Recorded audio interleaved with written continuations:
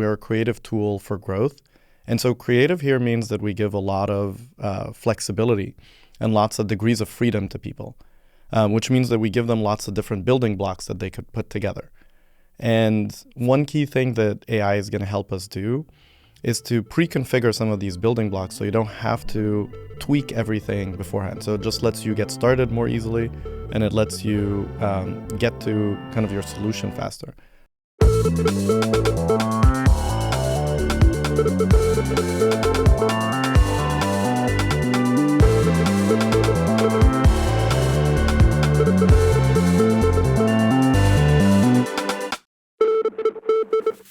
Hello, everyone. Today, we're excited to welcome Kareem Amin, co-founder and CEO of Clay, which is leveraging AI to help go-to-market teams unleash creativity and be more effective in their work. Clay is one of the fastest growing AI native applications for business. So we wanted to ask Kareem, what makes it so magical? Kareem doesn't see human sales reps going away anytime soon. But Clay's unique approach is about balancing the opposing forces of imagination and automation.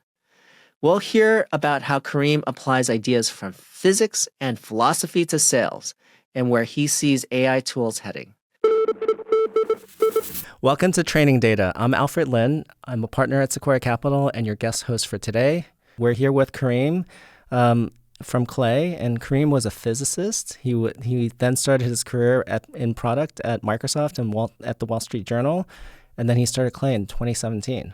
And Clay is a creative tool to help you grow your business, and it's redefining the way we go to market. So welcome. Yeah, thanks for having me, Alfred. All right, let's start with a controversial question.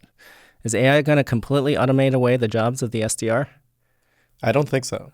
I think that the way we're approaching it, there's maybe three ways to kind of look at this. Well, let's actually step back a little bit to kind of help people understand what the role of the SDR is in the business and why everybody's focusing on it.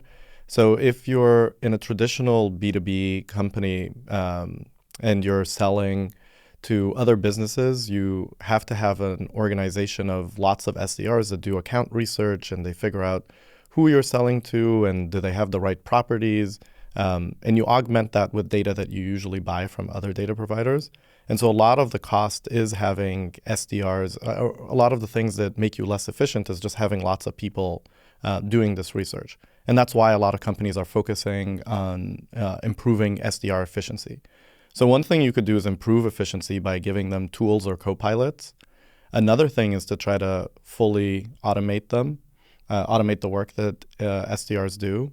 And that's kind of the magic wand solution. Connect all your data, connect third-party data, first-party data. We'll figure it out. We'll send the messages. We'll do the follow-up. And then we at Clay believe there's a third way, or kind of it's not quite the middle way, but it is a third approach, which is take the job to be done and give it to someone who's more technical, such as a RevOps person or a growth marketer, who can then use all of the tools that AI gives you to find creative ways to reach out to people rather than automate all the work and magically have that happen for you. And the reason I don't think it's possible to fully automate it with today's technology is that you need to stand out from the crowd, and AI can automate a lot of the work and maybe even be creative in instances, but it can't continuously do that. At the end of the day, you're selling to people, and you need to figure out how to reach them and how to stand out from others in the market. So what is your vision for what the future holds for sales? What does it mean for sales? What's the complete stack that Clay's going to build versus what other people are going to build? And what does the sales organization look like in the future? So I think we're trying to run this in our own company. It's very meta, right? So we think there will be a go-to-market organization that combines sales, marketing, and customer success. And you're already seeing this happen in the market. At the end of the day, you need a go-to-market ops organization that provides data and supports the go-to-market teams. We want to be the system of action in that. So the system of record could be your CRM, it could be data in your warehouse, and that's all the information you have around customers, how they've interacted with you. That's where the data lives. But then how you act on the data is going to be in Clay. Got it. So we've described it in a very sort of theoretical way in some sense. Like, put it in context. Like, who are some of your customers? What are they using Clay for? And what are some of the results that they're getting? Yeah, most of our customers are SMBs that can just sign up and use the product, and they find companies and people and find very unique data points about them, and then use that to craft personalized outreach. The key thing with Clay is that you can craft personalized outreach for new customers or for your existing customers. And so for a lot of the smaller businesses, they're using it to find new customers. A lot of our bigger customers, like let's say Verkada, is using us to create personalized landing pages for people when they come to their website that are customized to them. And so you can see that it's a creative approach to go to market. So they have a lot of inbound and they want to make sure that people see the right value prop when they get there. You can do that with Clay. Other people are using Clay in more creative ways. So actually we have a customer that is sells dev tools, and they use this technique with us actually, where they monitor our status page to see when the website is down and the reason why it's down. And then they messaged us saying, hey, you could have avoided this if you used our product, which caught our attention, of course. Yeah. Yeah, the developer ecosystem figures out way more interesting things and to do with your product than you might do. Yeah, of course. And just to add like a couple more examples, but companies like Anthropic use us to improve their data enrichment. So we've tripled kind of the data coverage that they have at a fraction of the cost. The reality is there's a lot of data providers out there that have information around other companies that are better and cheaper than the dominant kind of market players, but people just don't know about them, and they don't know how to use them because they don't have great UIs. Anthropic using it, I would think that they would know how to use AI to cleanse their data and normalize and do all the things that they need to do. They do.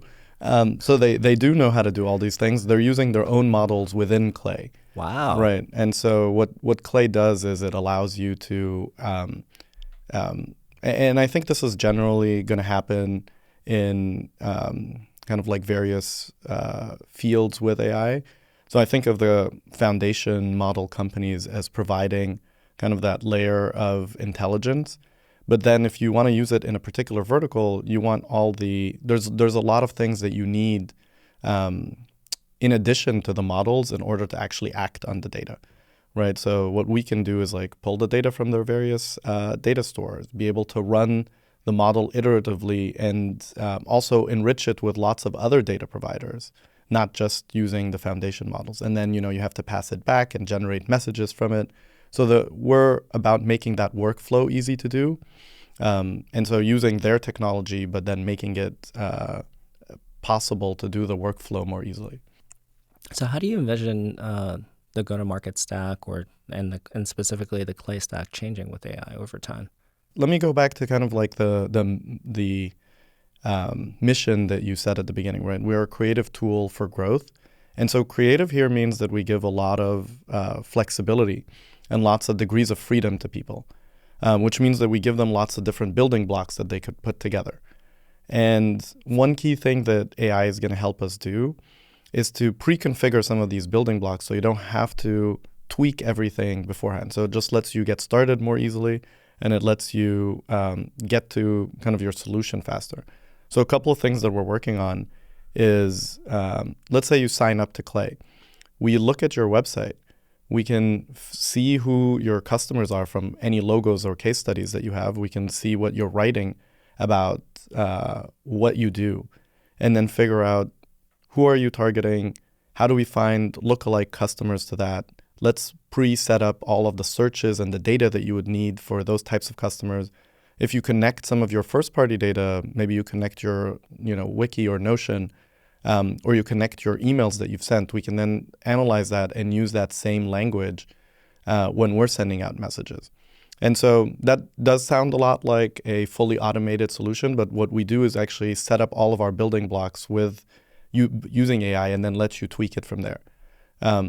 Other things along those lines are, imagine you connect your CRM and we take a look at who is a good customer, who maybe you've lost in the past, and look at what features you're releasing in the future and then message them. Maybe you lost someone because you didn't have SOC 2 compliance and now you do. So that's a good person to reactivate. So we should help you come up with these campaigns as well as do them faster using AI. In some sense, the old world of doing growing go-to-market is going to be very different from the new world. And so, talk a little bit about how Clay fits into the new world, and maybe, what are the jobs that are most at risk, and what are we going to do in go-to-market in the future with Clay? Yeah, I think what's really exciting is the community that's coming up around Clay. We have over 17,000 people in our Slack channel. There's a number of boot camps, as you know, that have come up to teach people how to do Clay. And I think the thing that Clay is doing is allowing people to try out more ideas for how to grow their companies. And our mission is really, anytime you think of an idea of how to grow your company, you should be able to translate it to Clay quickly. So people who are having a lot of these creative ideas or are capable of that, I think belong in the new world. I think the old world, where you are just really good at putting together a bunch of tools to do go-to-market, or you're going through the drudgery of kind of like building a spreadsheet and enriching it with a bunch of tools, that work is going to go away, and it belongs kind of in automation. The new world is around, how do you figure out how to pinpoint that someone is going to be a good customer for you, and then using Clay to do that. You want to talk a little bit about these Clay agencies that have set up shop and work on Clay and help other companies with growth? I mean, it's such a fascinating ecosystem that has been created. Yeah, totally. I think this comes back again to, this is something that I say to the company all the time. When we're building the product, you can think of, building a microwave, and you go and you put how much time you want on the microwave, press start, and it works. Super simple, does what it needs to do. And then you can think of something like a guitar, where it has 6 strings, so it looks very simple, but you can spend a whole lifetime figuring out all the things you could do. You could play different types of music. And while you're playing the guitar, you're also learning music. And I think it's a similar thing in Clay. Really what we're doing is figuring out how to help businesses grow. And it happens to be that using Clay should be the best way to help your business grow. Every single idea for how to grow your business should be doable in Clay. That's kind of our mission. And I think the agencies or Clay agencies that have come up around like our product is because they are finding new ways to reach customers, and really it's really about connecting customers. You don't want to receive something that you don't care about, and the more research you do beforehand, the more likely you are to reach someone who actually wants what you have, because no one wants to send messages that you don't respond to or don't look at or that are unwanted. And the only way to do that is to do this research and to come up with new, clever ways to stand out from the crowd. And Clay agencies are really small teams, usually 2 to 4 people. Sometimes they're bigger, that are using Clay to help other companies grow. The reason they've come up is that they found this to be an incredible opportunity to make money. There's a number of Clay agencies that are making, over $1 million in run rate, and that have started 6 months ago. That's fascinating. Yeah. And so they're just finding that this, and a lot of other people, SDRs, are upskilling, learning kind of the techniques of growth and using Clay to do it, because they know that they can make a lot of money because there's a big gap in the market. I want to move on to product a little bit, and you have a Clay research agent or a Claygent. What is that, and how does that incorporate AI to help with the sales process? Yeah, so Claygent is an implementation of the React paper. So it's essentially, an AI agent that can make a plan and then execute it using all the tools that we have. Um, it is incredibly useful to find real-time information that normally humans were needed to do it because it's very nuanced. So you might want to say, go to a company's website and see how many pricing plans they have, or see if they have an enterprise plan and a pro plan, or see if the difference between the pro plan and the basic plan is $500. And these can all be indicators to you that this is a good company. And what our agent does is it has access to a number of different tools. So being able to scrape a website, being able to summarize the information, or using LLMs kind of understand the context. And it also has access to a number of Clay-specific tools, so data around companies and people that we get from other sources. And it uses that to give you the answer to your question. Many of the people I've talked to that use Clay call it magic because it's a magical experience. And in some sense, the question we always have is like, where's the magic? Is it in the models? Is it on something that you do on top? Is it the workflow, the user experience? Describe where the magic happens. Yeah, that's a great question.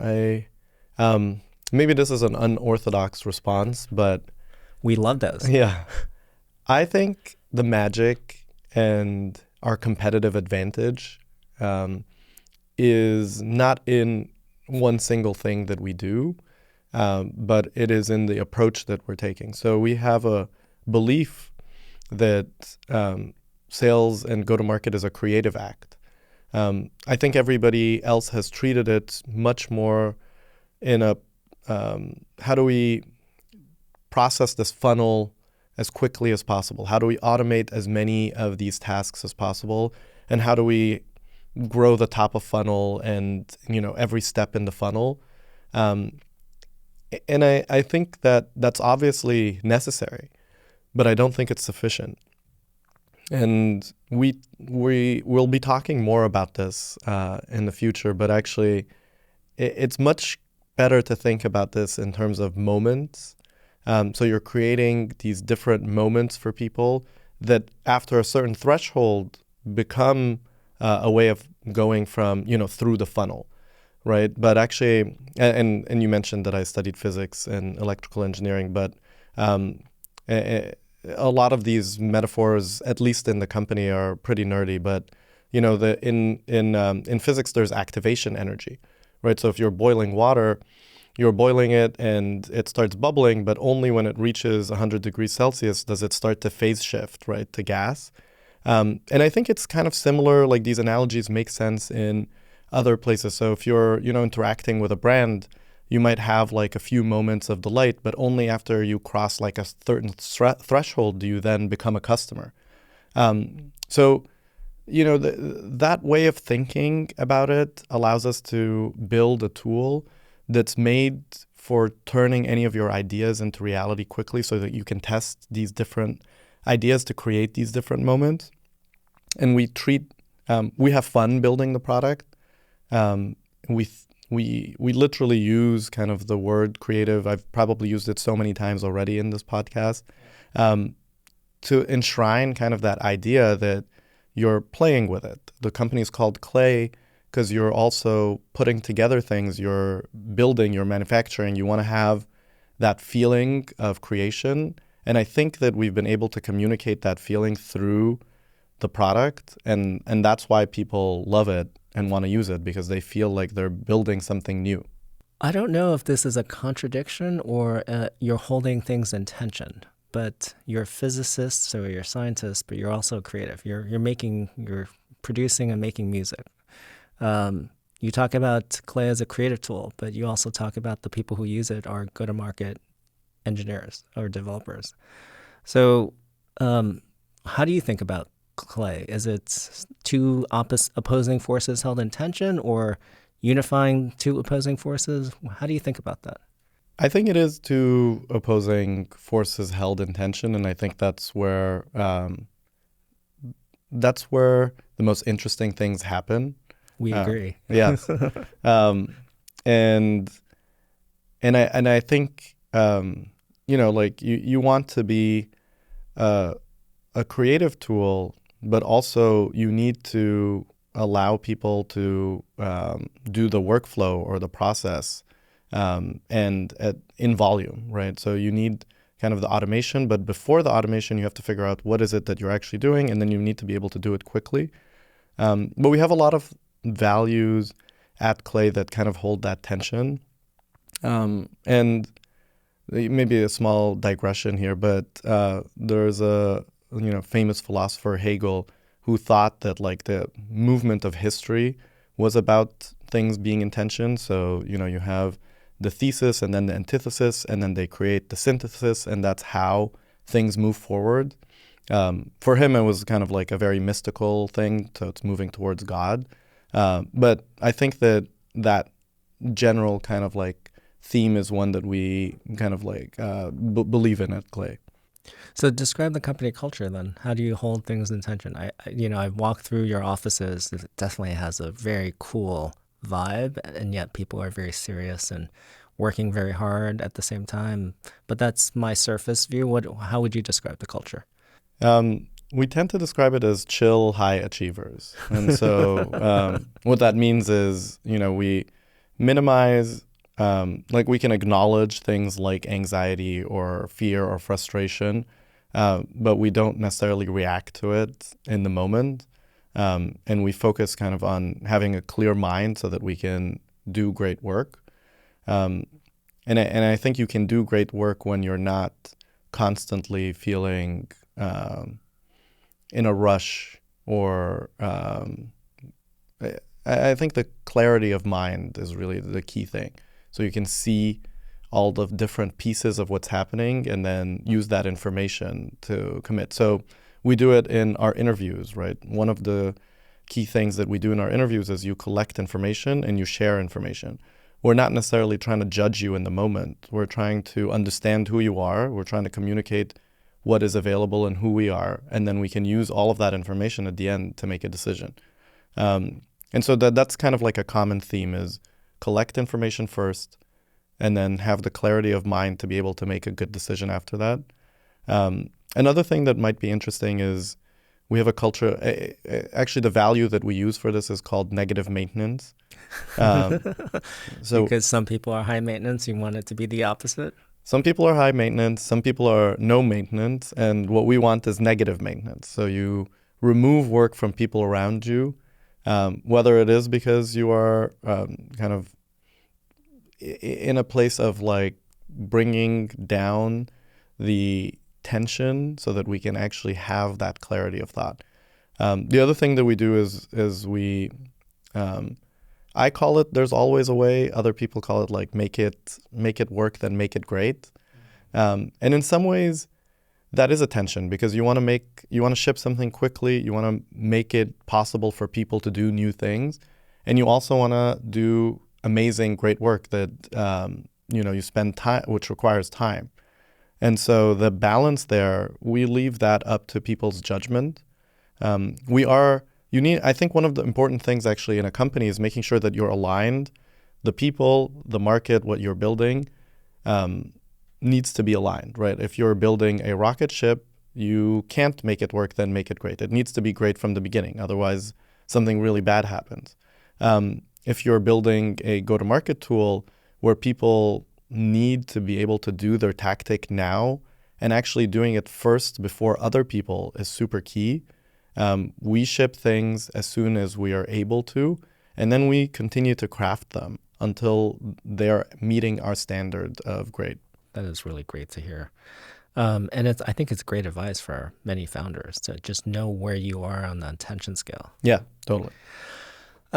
Your vision is very broad and very expansive. So one way to ask it in open-ended is, where does it end?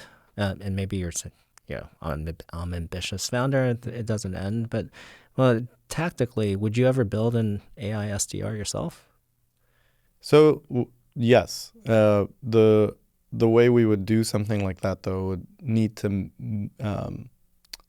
be similar or be aligned with the Clay approach, and so an AI SDR built by our company would have all the different components of an AI SDR and give you complete control over each piece, so that it doesn't become commoditized, right? It does everything that every other AI SDR does. So what does that mean in practice? It means that you need to have a piece that can take in your company data and figure out which industry you're in and who you're targeting. So let's call that an AI ICP identifier. And we've already built that part. Then you need a second part that finds lookalikes. And it might connect to your CRM to see who are your best customers, use what company you're like and who you tend to reach out to, and then find lookalikes. And it needs to do that on a regular cadence. And then we need to connect to your own internal systems to see what your style is and how you communicate with customers. And each one of those can work together and can be configured and tweaked so that you can have all the components of what an SDR does, but with full control and with full ability to mix and match different parts of it. Otherwise, it wouldn't be a Clay AI SDR. What about an AI CRM? I like where you're going with this. Yes. So an AI CRM, I think the way to think about it is, what is the role of a CRM in a place where there is the ability to use all of this data to, take actions. And CRMs have been set up for SDRs and AEs to enter data into them and for people to pull information and have that be centralized there. But if people don't need to be doing that manually, I think the role of the CRM changes, and it potentially becomes a less important piece of the stack. In fact, lots of CRMs try to stop you from pulling data out because they recognize that they're the system of record and they want to keep the data in there. So they have like low rate limits, various kind of things that just get in the way. And I think a lot of companies have started to move their data into data warehouses so that they have full control. So I guess the short answer is, I think an AI CRM will look very different than CRMs look today. And we are, Clay starting kind of, in a way, the CRM isn't very useful if it doesn't have data in it. And we're focused on finding the data, finding the customers, and then connecting to wherever you store your data about customers today to make that more actionable. And also taking action. You're like, in some sense, you're a system of action. Yes. And so when we talk to some customers of yours, that they brag about that aspect and the results that they're able to generate. So, but I'm going to let you brag about some of the results. And do AI sales outreach perform as well as humans, even though you kind of know that it's a kind of a bot doing it, or an email doing it, or a campaign doing it versus a human outreach? So what you actually, let me reframe that for you. So I think outreach does better when you have better data around who you're targeting and when you have a clever idea of how to get people's attention. So the example I gave you before of looking at the status page, that got my attention because I knew that the product was down, so it's about the timing. I knew that there was an issue and they were offering me a solution, and that got my attention. And they were using Clay to do that, so that was extra interesting. But I think what we found from our customers is that people who are, so SDRs who have data and automation that is powered by Clay are getting twice as much kind of like results, opens and responses as people who aren't using it. And Twice as much. twice as much, yeah. That's huge. it's a huge, huge difference multiplied across, the number of SDRs that you have. And so everybody who ends up using it, then sometimes they kind of have some SDRs get some of the data and, the centralized automation through Clay, and others don't. And so they're overperforming by quite a big margin. And I think this is just the beginning. As the market kind of understands the full range of things that we do, at the moment, I think a lot of people think of us as really amazing data enrichment and really good for outbound. But really our ambition, and a lot of our customers our more sophisticated customers are using us for inbound and for expansion as well. And that's kind of the range of things that you need to do to grow your company. And it's a full loop. So let me give you an example. If let's say that you are a company like Figma, and you have a design tool, and you're going to release kind of dev mode for developers. Well, you can take a look at how many how many of the companies that you have have like 5 designers or more. Let's target them.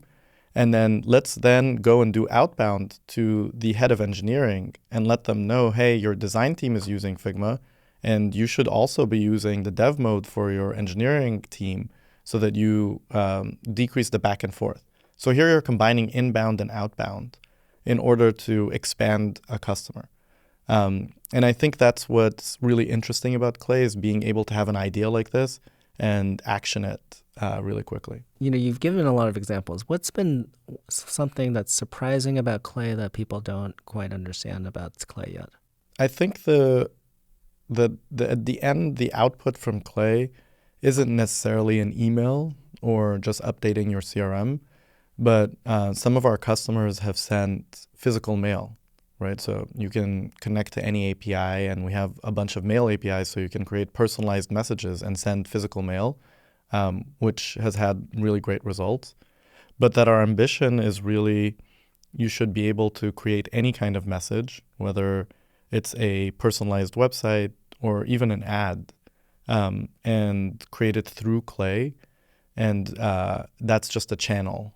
So the message needs to be created through Clay, and it's personalized because of all the research that you've done and all the data that we've provided you, but then you can send it across any channel. That's really cool. And in terms of like, where do you see, what are the areas of improvement that you're working on the product, and specifically that's in your control? And what would you like to see from some of the foundation models, and how they can help you do even better with some of the work that you're doing? Yeah, what's next for us is, so you could think of us as starting from third-party data. So that's data that you can find on the web around companies. And what we're moving towards next, and that obviously powers outbound, because you don't know much about these people. They're not yet your customers. But what we're moving towards next, and what we're doing for next year, is first-party data. So we want to connect to, we're about to release something where you can connect to Segment. So we can take kind of all of your product analytics. We'll connect to your billing data. We'll connect to your marketing website visits. We'll connect to your Gong calls, your emails. So this is all the information that you have as a company, and then help you use that information to reach out to the right people and say the right things, the value prop that you're offering. That's going to be a very big task, and there's so many ways in which this can manifest. So you were talking earlier about our ambition. Our ambition is to be the singular place that you come to for any growth idea. And what that could look like is, imagine that you're building a new product onboarding experience. Well, why shouldn't that be personalized using Clay? Why shouldn't there be a bot on your website that's helping your customers book even some of the meetings using Clay, and having a personalized experience around that? So we are very much thinking about the full spectrum of things that can be done to help you grow your company. And we will be building products in each of those categories. Are you comfortable talking about how big the company is, how many employees, how many customers you have, how much revenue you have, and how you charge? We've posted a couple of things publicly around this, so I'll talk about some of the public things. But the company is about 75 full-time people now. We have over 4,500 customers. We have, probably around 100,000 users from those customers. And we've never really talked about our ARR directly, but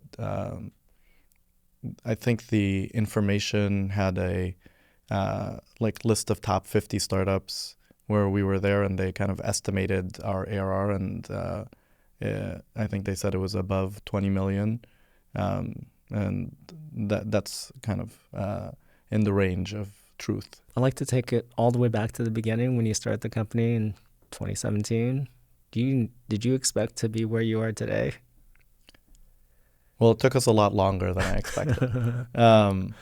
Take us through the circuitous route to get here, because the vision did change. And Right.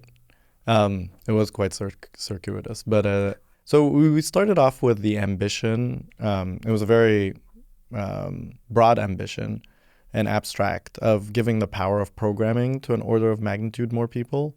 And we thought about the different metaphors that people would understand to do programming. One obvious one is kind of like a workflow editor. Another one is a spreadsheet. We realized quickly that a spreadsheet's the world's most popular programming environment. And as soon as we kind of built the spreadsheet, we realized that one of the things that people do in spreadsheets quite often in businesses is build lists of people and companies that they are trying to reach out to.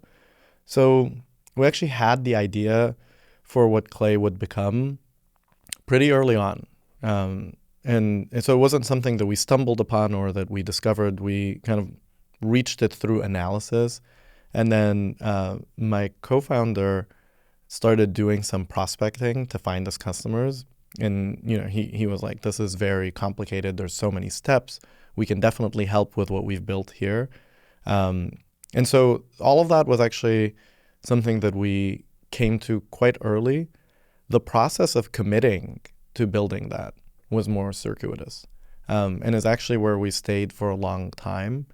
I almost think of it as, if you've ever played a video game and there's the fog of war, and the map wasn't kind of fully visualized, and we kind of walked around the whole map, saw all the different kind of things that we could do, and then returned to like the right location. So for us, the decision to commit to building for go-to-market people was really around figuring out, why are we the people to do this, right? I did not start in sales or marketing, and I think a lot of go-to-market tech is started by people who saw the problem firsthand. We came about it as a way of removing kind of repetitive work.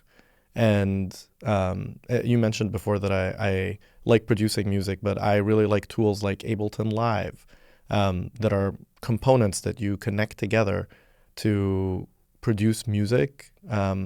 And I really like the idea of giving that power to more people. And so that's kind of how we came about with how we came to kind of the idea of being creative and giving the power of programming so that you can be creative within the field of go-to-market teams. Yeah. Would you have done anything different looking back now? Now that you understand it was a bit circuitous, could you have changed any of the things along the way, or it was a process that you needed to go through? I think it was a process that I needed to go through specifically. So I don't think that it couldn't be done faster by someone else. I think it took me and the team time to see the power of what we've built, to hear from a lot of the agencies that you talked about were actually power users initially, and we didn't focus on them. We kept the tool very broad. And I also needed to develop the muscle of how to focus. And I think a lot of people talk about focusing, but then the embodied kind of understanding of what focusing means and how often you have to say no, and how many times you see distractions and think that they're the right path, but they are distractions. And so going through a couple of cycles of those helped me understand how to focus. And so when we committed, we really committed. And as soon as we launched the product, it immediately resonated with customers because we removed all the language around it being broad and focused it just on go-to-market, which is still a huge kind of area. We're talking about sales, marketing, and customer success. That's half of a company. Yeah. And so that was enough. And I think that was enough. Half the company is enough. Half the company is enough for now. But once I learned how to focus, and once I committed to the mission of helping companies grow, we then kind of used the underlying intention of giving the power of programming to be very, very different than every other tool in the market. So we've made a lot of choices that are unorthodox, right? A lot of go-to-market tools are built to be, press one button and get leads, and then maybe AI SDRs connect a few things, don't worry about it, it's working in the background. Whereas we ask people to invest time, and we ask them to learn how to use our product and to learn how to do growth. Now, of course, some of that could be simplified, but really we're asking for you to kind of be a partner with us. And we've designed the tool to have a very, very high ceiling. So, like Photoshop or Figma or, Ableton Live, you can continue to improve your craft in Clay and learn things and do things that no one has done before. And so that's what I think makes us different in the market. And that was part of the path. It's basically the remnants of the path that brought us to this point.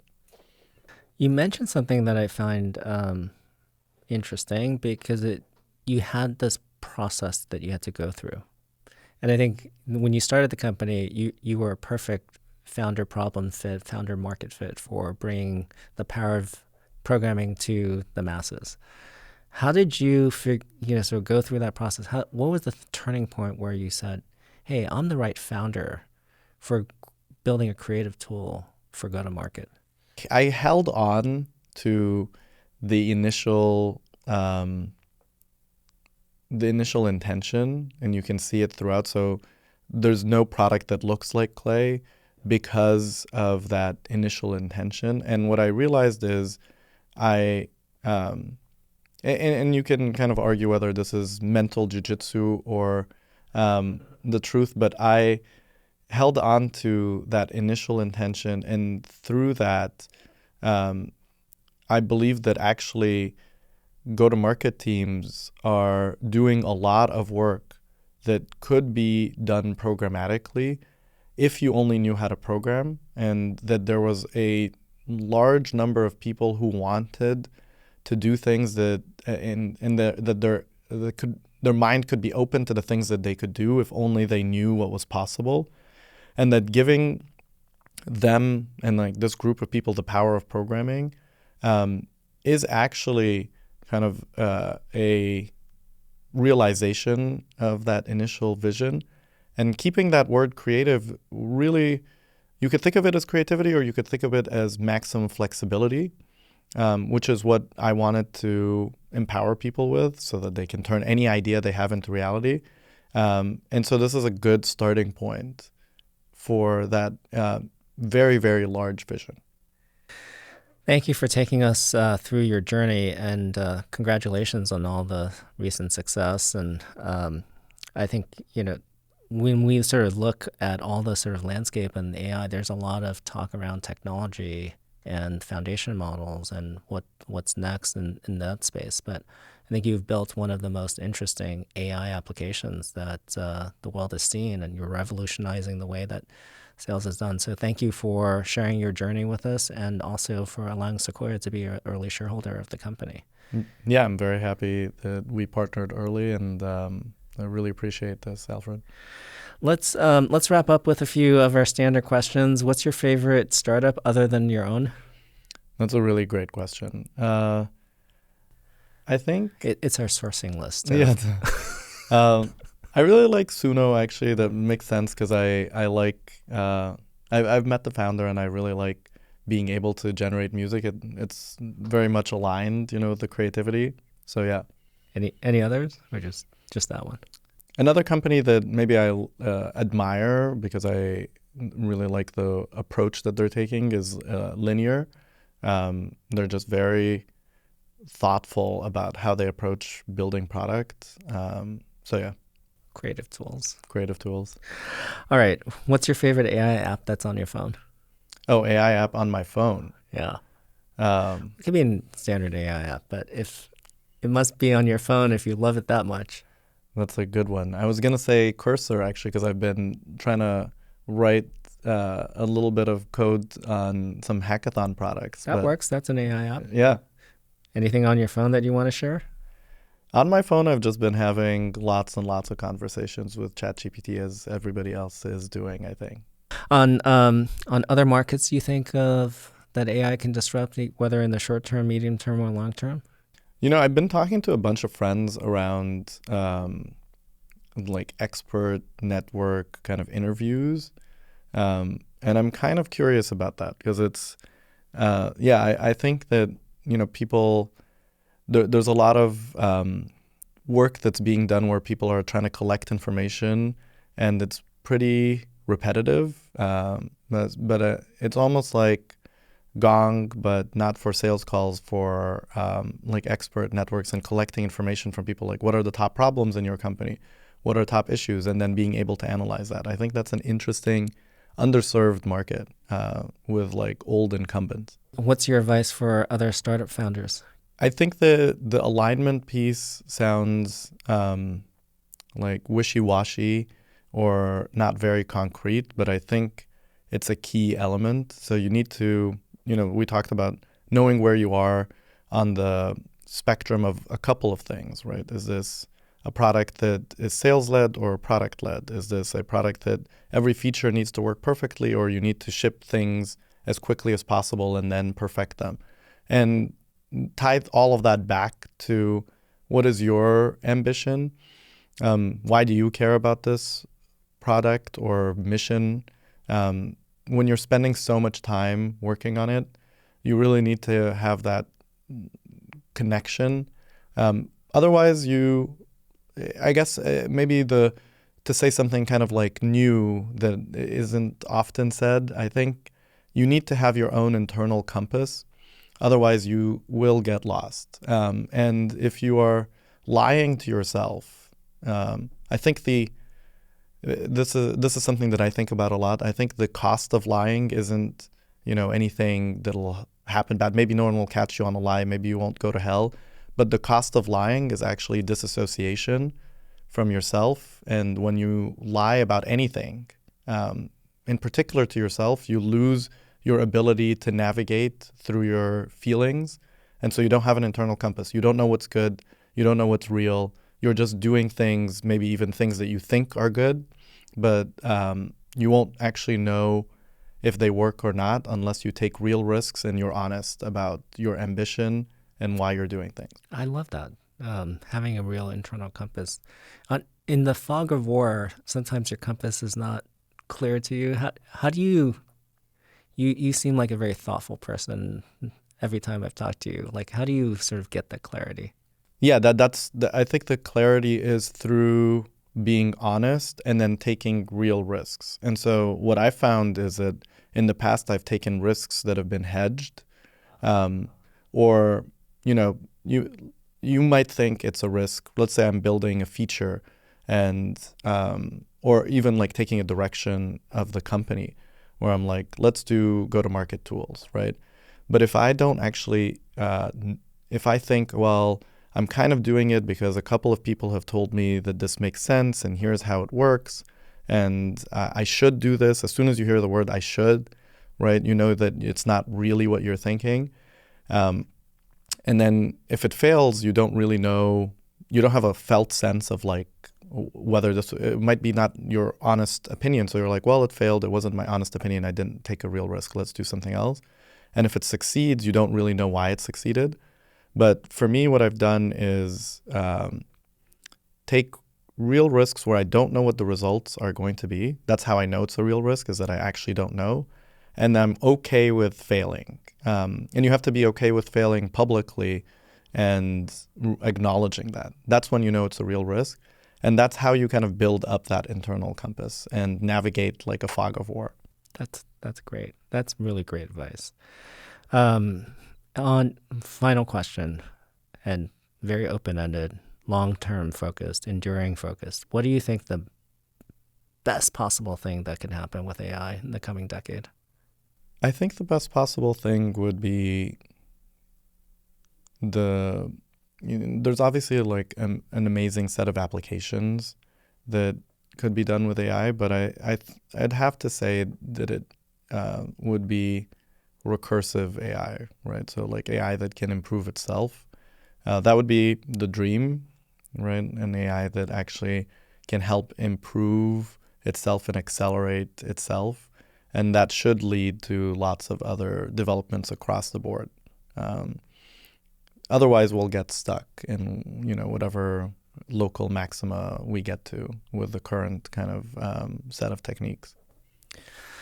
Thank you so much. Congratulations on all your success, and thank you for being so generous with your time and coming on to Training Data. Appreciate it. Thanks, Alfred. It. Thank you.